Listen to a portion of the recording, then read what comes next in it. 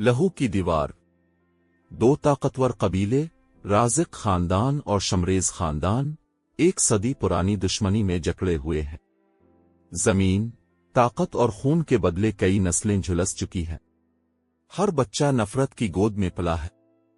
ایمان رازق ایک باشعور اور دل کی نرمی رکھنے والی لڑکی ہے جو اس دشمنی کو ختم کرنا چاہتی ہے۔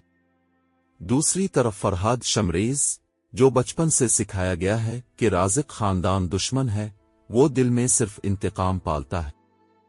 لیکن ایک دن ایسا آتا ہے کہ حالات کی ایک چالاک سازش دونوں کو ایک زبردستی کے نکاح میں باندھ دیتی ہے تاکہ قبیلوں کے درمیان وقتی امن قائم ہو سکے۔ شروع میں ایمان اور فرحاد ایک دوسرے کو صرف نفرت اور شک کی نظر سے دیکھتے ہیں، لیکن جب وہ ایک دوسرے کی اصل شخصیت، تکلیفیں اور سچائیاں جاننے لگتے ہیں تو ان کے دلوں میں ایک خاموش محبت جنم لیتی ہے، مگر ان کے آس پاس دشمنی کی آگ ابھی بھی بھڑک رہی ہے۔ فرحاد کا کزن شیراز، جو رازق خاندان کو مٹانا چاہتا ہے، ایمان کو استعمال کر کے فرحاد کو برباد کرنا چاہتا ہے۔ شیراز کی سازشوں نے پورے ماحول کو زہر آلود کر دیا تھا۔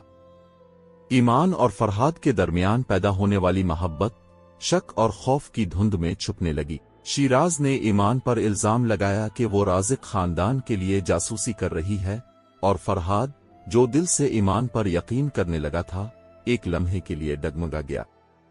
ایمان دل شکستہ ہو کر رازق حویلی واپس چلی گئی، مگر اس کے جانے کے بعد فرحاد کو وہ تمام ثبوت ملنے لگے جو یہ ثابت کرتے تھے کہ ایمان بے گناہ تھی اور شیراز ہی اصل دشمن تھا۔ فرحاد نے وقت ضائع کیے بغیر ایمان کو واپس لانے کی کوشش کی، مگر تب تک رازق خاندان دوبارہ جنگ کے لیے تیار ہو چکا تھا۔ دونوں خاندان مان جنگ کی طرف بڑھ رہے تھے۔ ایک اور خون کی دیوار کھڑی ہونے کو تھی۔ تب ایمان نے سب کے سامنے آ کر اپنی زندگی کی قربانی دینے کا اعلان کیا۔ وہ چیخ اٹھی، اگر میری موت سے یہ دشمنی ختم ہو سکتی ہے تو میں راضی ہوں۔ یہ الفاظ دونوں قبیلوں کو ہلا کر رکھ دیتے ہیں۔ فرحاد اپنی تلوار پھینک کر ایمان کے سامنے آ جاتا ہے اور اعلان کرتا ہے، میں ایمان کو بچانے کے لیے اپنے خاندان، اپنی دشمنی، سب کچھ چھوڑنے کو تیار ہوں۔ فرحاد اور ایمان کے سچ، ان کی قربانی اور ان کی محبت نے برسوں پرانی دشمنی کی دیوار گرا دی۔ شیراز کو اس کی سازشوں سمیت جلاوطن کر دیا گیا، اور یوں لہو کی دیوار محبت، قربانی اور سچائی کے سامنے جھک گئی۔ ایمان اور فرحاد نے ایک نئی تاریخ رقم کی، نفرت کے بجائے محبت کی۔